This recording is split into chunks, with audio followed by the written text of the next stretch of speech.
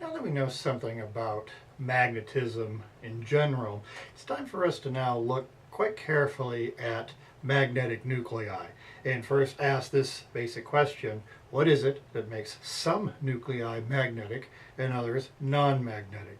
And in order to introduce this, I do need to remind you of one term you learned way back in Gen Chem, isotopes. And the most common ones that we run across quite often, and I'll use these as my example, are carbon-12 and carbon-13. Two isotopes of carbon, they differ by one neutron in the nucleus. So remember the basic symbolism: carbon-12, usually symbolized with the 12 as a superscript in front of the element symbol.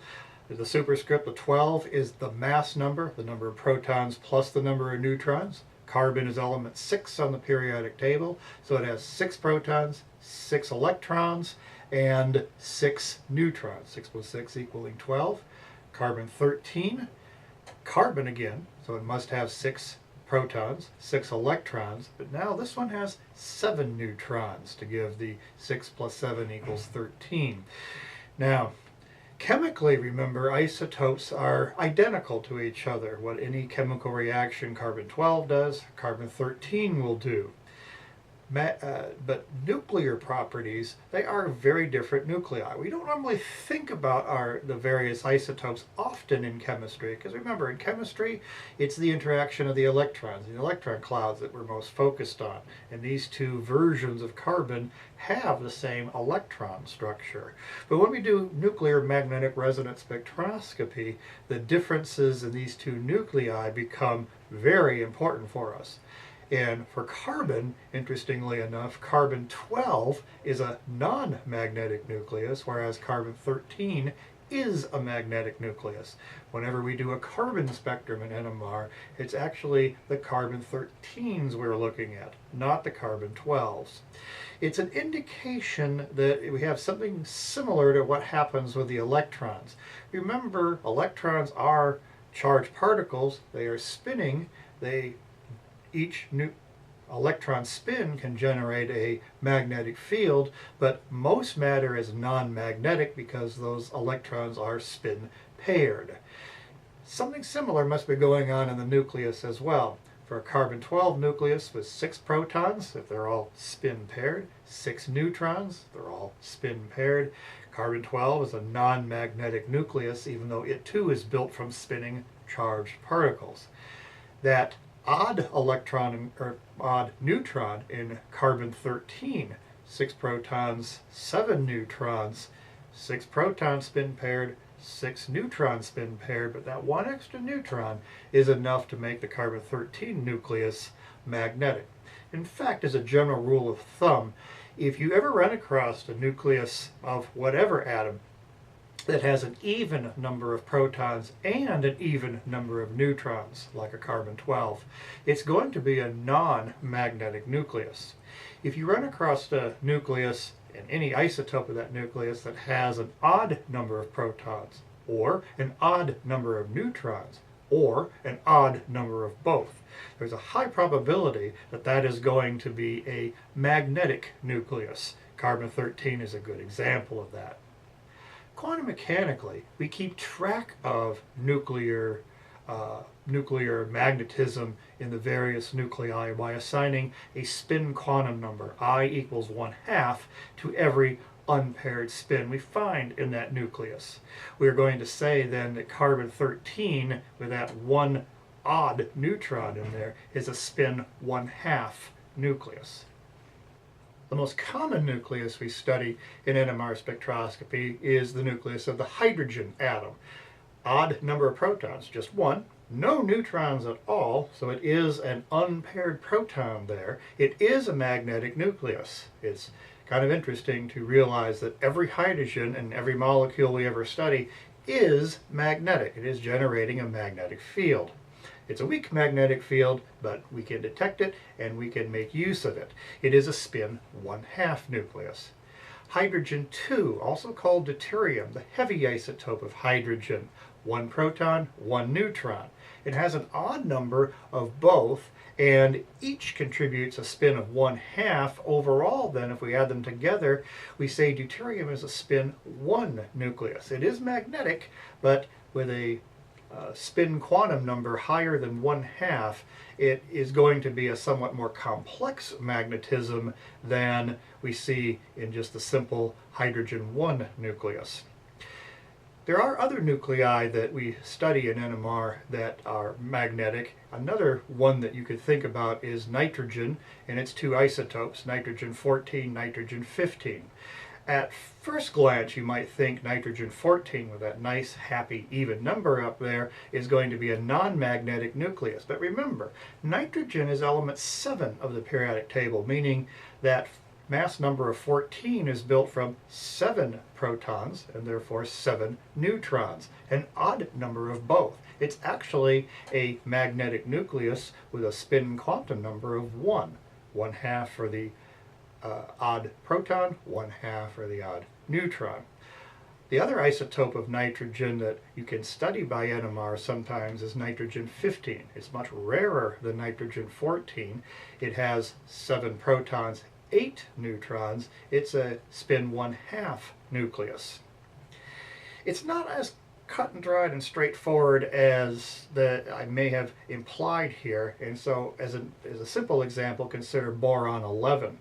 Boron is the 5th element of the periodic table, so there are 5 protons and therefore 6 neutrons in a boron 11 nucleus, but magnetically it is a spin 3/2 nucleus, implying that there are actually 3 unpaired spins in that nucleus. For reasons I really can't tell you why, 2 of those particles that you might think would be spin paired are actually not spin paired in a boron 11 nucleus. We collect a lot of this information in tables of magnetic nuclei and their spin quantum numbers, and here's an example of one now. And you can see that a lot of the various nuclei, there are spin 1/2, spin 1, cobalt goes all the way to spin 7/2. There's a wide variety of these magnetic nuclei out there.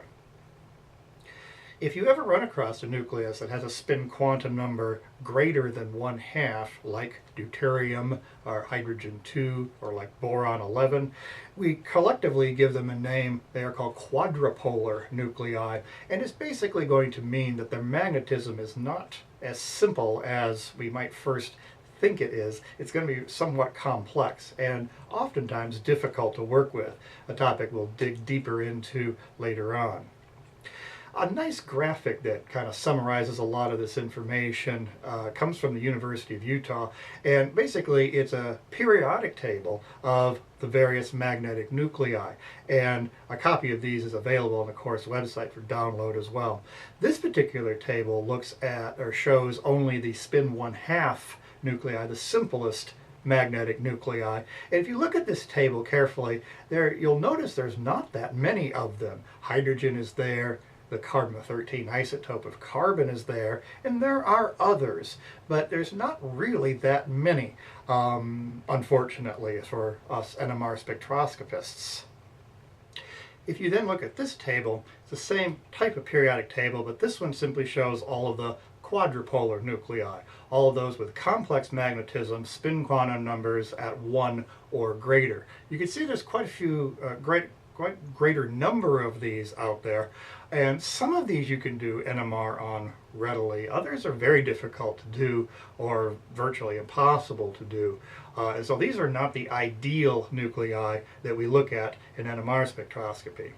And in fact, thinking about an ideal nucleus, when we do NMR spectroscopy, the ideal nucleus has essentially 3 criteria that it has to meet. It has to be abundant. There has to be a lot of them out there. A spin 1/2 gives us the most straightforward and simplest spectra to look at, and it must be universal. And I'll come back to that phrase in just a moment. For all of those criteria, hydrogen, the nucleus of the hydrogen atom, is by far the most ideal. Hydrogen 1, the simple hydrogen isotope, is 99.9% and greater abundant, spin 1/2, and hydrogen is universal. It's found in almost every kind of compound we chemists want to study. Carbon-13, on the other hand, it is spin 1/2, and let's face it, it's carbon. It's the very definition of universal.